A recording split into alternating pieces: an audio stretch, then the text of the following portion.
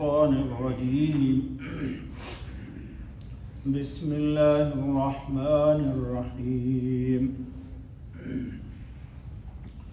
ويل لكل همزة لمزة صدق اللہ العظیم۔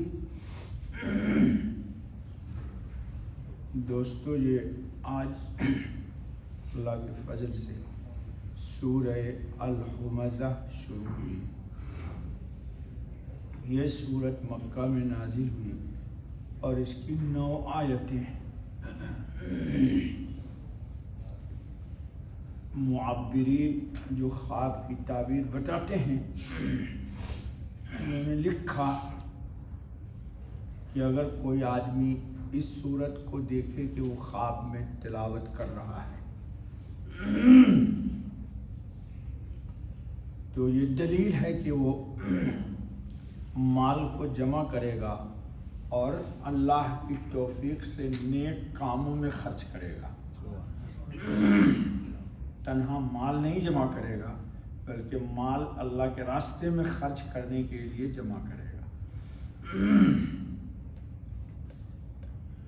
اس صورت میں اللہ رب العالمین ہدایت دے رہے ہیں عام اہل ایمان کو کہ انسان اپنی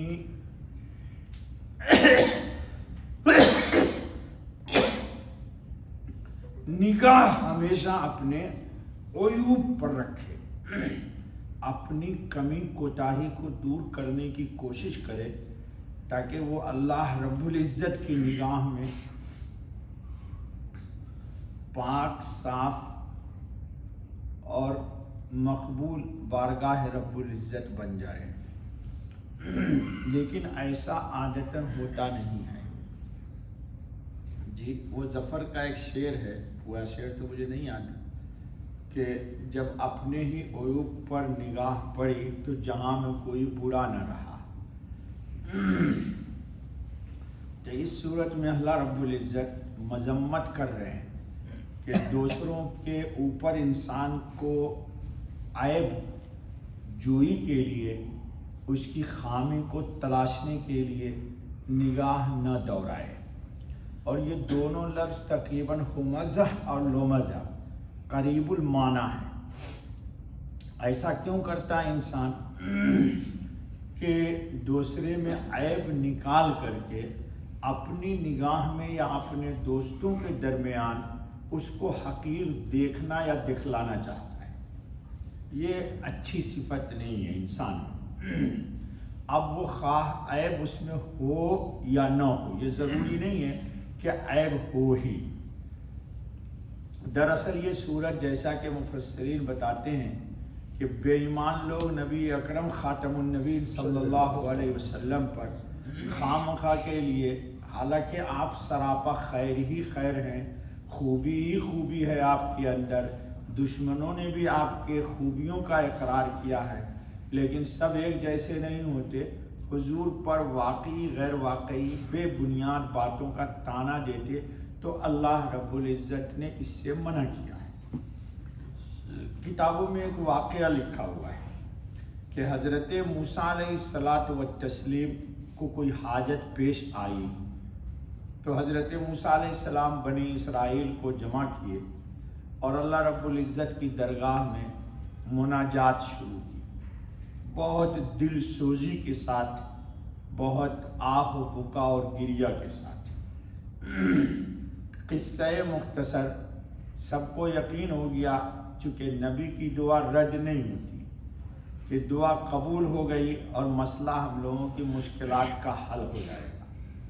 اللہ رب العزت چونکہ موسیٰ علیہ السلام کلیم ہیں، اللہ نے وحی بھیجی کہ اے موسیٰ، آپ کی دعا تو قبول ہو جاتی ہے، لیکن اس مجمع میں ایک ایسا شخص ہے کہ وہ اچھا نہیں ہے، یعنی بہت بڑا پاپی گنہگار آدمی ہے، جس کی وجہ سے یہ آپ کی دعا آج قبول نہیں ہوگی۔ تو موسیٰ علیہ السلام نے رب العزت سے درخواست کی کہ اللہ خاموشی کے ساتھ چپکے سے مجھے بتا دیجئے تو میں اشارتاً کنایتاً اس شخص کو یہاں سے رخصت کر لوں گا، دعا قبول کر لیجئے۔ تو اللہ رب العزت نے کہا موسیٰ میں نے تو خود چغل خوری کی برائی بیان کی ہے، میں آپ سے چغل خوری کروں ساری کی؟ موسیٰ علیہ السلام نے یہ پورا واقعہ مجمع والے کو سنا دیا تو اللہ نے تو یہ نہیں بتایا کہ فلاں شخص ہے، تو اس میں جو نیک تھے وہ بھی اور جو حقیقتاً تھا وہ بھی، سب نے سچے دل سے انابت اور توبہ ایک کا راستہ اختیار کیا، اور سب نے آہ و بکا و گریہ زاری کے ساتھ توبہ کی۔ اللہ رب العزت نے قرآن میں بھی کہا ہے توبوا الی اللہ جمیعا ایھا المؤمنون، یہ نہیں کہا کہ مفتی صاحب آپ توبہ کیجئے، اللہ والے بزرگ سے کہا آپ توبہ کیجئے، نہیں کہا یا ایھا الذین آمنوا توبوا الی اللہ جمیعا، اے ایمان والے تم سب کے سب اللہ سے توبہ کرو، لعلکم تفلحون، تاکہ تم سب کامیاب ہو جاؤ، فلاح یاب ہو جاؤ۔ تو توبہ سے انسان نکھر جاتا ہے، گناہ ہے تو گناہ تو معاف ہو جاتا ہے، اور اگر گناہ نہیں ہے اور پھر بھی بندہ توبہ کر رہا ہے تو عبدیت میں کمال پیدا ہوتا ہے، ایمان میں انجلا پیدا ہوتا ہے، ایمان میں نور آتا ہے۔ اسی کو قرآن نے کہا نور علی نور، نور کے اوپر نور۔ گناہ نہیں ہے پھر بھی بندہ رو رہا ہے۔ اب ہمارے حضرت خاتم النبیین محمد الرسول اللہ صلی اللہ علیہ وسلم معصوم محض ہیں، گناہ کا کسی نبی سے کوئی تصور نہیں ہے، لیکن پھر بھی آپ استغفار پڑھتے ہیں، تو آپ کا استغفار گناہ کے لیے نہیں تھا، آپ کا استغفار ترقی مراتب کے لیے تھا، ترقی درجات کے لیے تھا۔ انسان جتنا استغفار کرتا ہے اس میں اتنی عبدیت کا کمال آتا ہے۔ اس لیے سارے انبیاء اللہ کے بندے اور عبداللہ ہیں، لیکن قرآن کریم نے عبداللہ صرف محمد الرسول اللہ کو کہا ہے، فلما قام عبداللہ، جب کھڑے ہوئے عبداللہ، یعنی حضرت خاتم النبی صلی اللہ علیہ وسلم میں عبدیت کمال درجے کی تھی۔ تو چغل خوری جو ہے دوستو، اور عیب جوئی، کسی کی برائی کو ڈھونڈنا، تلاشنا، یہ نفس الامر میں اچھی عادت نہیں ہے۔ اس سے ہوتا کیا ہے، ہمارے بزرگوں میں ایک بزرگ گزرے ہیں بہار دسنا کے، پٹنہ کے، سید عطا اللہ شاہ بخاری، آپ نے نام سنا ہوگا، ہندوستان کی سرزمین پر یا پاکستان میں اس سے بڑا کوئی خطیب نہیں پیدا ہوا جی، اس سے بڑا کوئی خطیب نہیں پیدا ہوا۔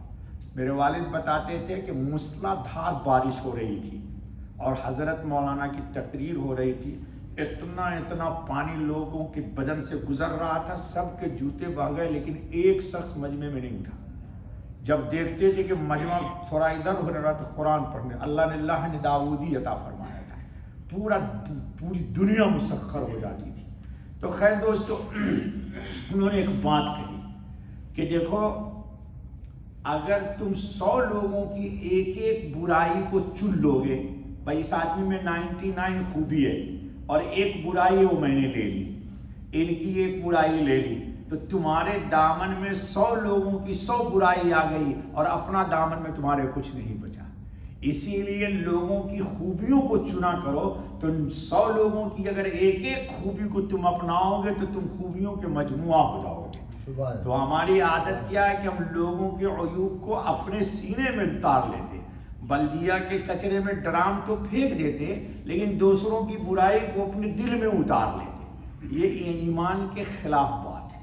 اللہ رب العزت اسی کو کہہ رہے ہیں وَيْلٌ لِكُلِّ ہُمَزَةٍ لُمَزَةٍ، ترجمہ دیکھیں پھر بات ہوتی ہے، خرابی ہے ہر تانا دینے والے، ہمزہ کا ترجمہ تانا دینے والے، لمزہ عیب چننے والے کی، یعنی عیب چننا اور تانا دینا۔ ہوتا کیا ہے کہ انسان کی طبیعت میں جب تک کہ تزکیہ قلب یعنی طہارت قلب نہ ہو، طہارت قلب کا ترجمہ سمجھ گیا، جب تک کہ قلب انسان کا پاک نہ ہو، جب قلب انسان کا پاک ہو جاتا ہے، جیسے ہم نے سفید کپڑا پہنا ہوا ہے تو ہم پورا احتیاط کرتے ہیں کہ ہم کو کوئی دوسرا داغ اور دھبا اور چھینٹ نہ لگ جائے جی، کیوں کہ سفید ہے، اس پر نمایاں ہو جائے گا۔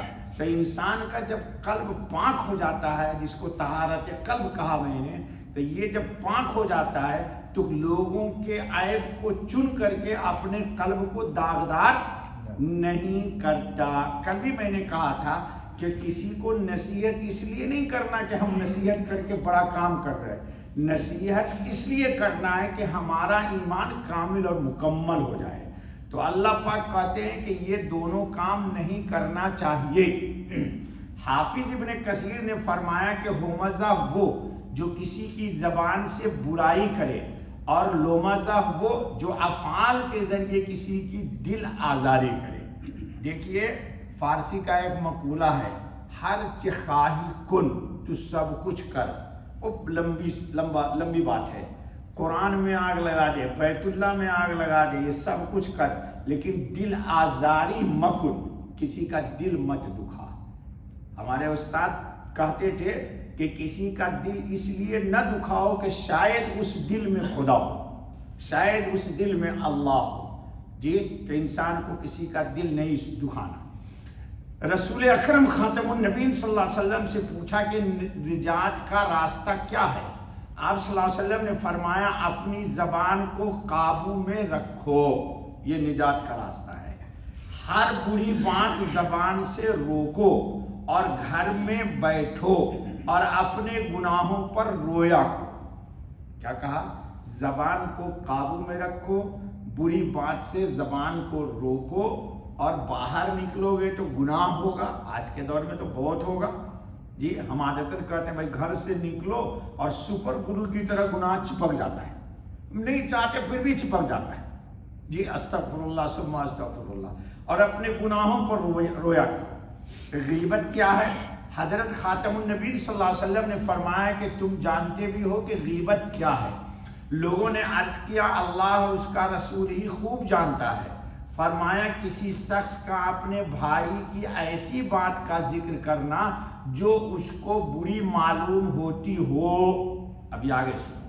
کسی نے اس پر عرض کیا کہ یا رسول اللہ صلی اللہ علیہ وسلم اگر وہ بات اس میں موجود ہو تو کیا پھر بھی غیبت ہے؟ یعنی یہ عیب اس میں ہے اور ہم اس کا ذکر کر رہے ہیں، تو کیا یہ بھی غیبت ہے؟ حضرت خاتم النبی صلی اللہ علیہ وسلم فرمایا ہاں اسی کا نام غیبت ہے. جو اس کے عیب ہے اندر اسی کا پیٹھ پیچھے تذکرہ کرنا یہ غیبت ہے. اور اگر ایسی بات یا عیب لگاؤ جو اس میں نہیں تو پھر تو یہ بہتان ہے. اب بہتان کس کا گناہ معلوم ہے؟ اپنی ماں سے 36 بار زنا کرنے کے برابر بہتان کا گناہ ہے.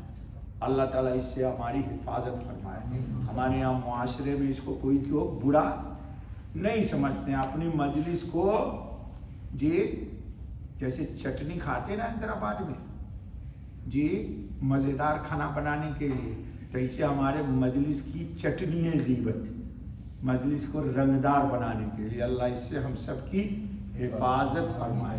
اللہ یہ دو صفت، یعنی نہ کسی کے عیب کو چننا ہے دیکھنا ہے، اور نہ کسی کے خلاف اپنی زبان کو کھولنا ہے.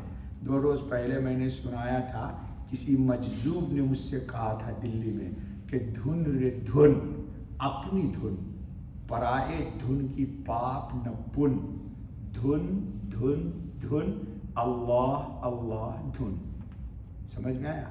دوسرے کا کوئی تذکرہ مت کیجیے. دیکھیے آج کے دور میں یہ ہے کہ میں اگر اس یوسف کی کوئی خوبی بیان کروں نا تو فوراً دوسرا آدمی کہے گا مفتی صاحب آپ کو نہیں معلوم ہے نا کہ آپ صرف یوسف کی یوسف کے اندر یہ خرابی بھی ہے، اور فوراً وہ آپ کے سامنے اس کی برائی بیان کر دے گا. اس لیے کہ لوگوں کو لوگوں کی خوبی پسند گوارا ہی نہیں لوگوں کو، یعنی خوشبو پسند نہیں ہے، بدبو بہت پسند ہے. لا حول ولا قوت الا باللہ. اللہ ہماری حفاظت فرمائے. بس دوستو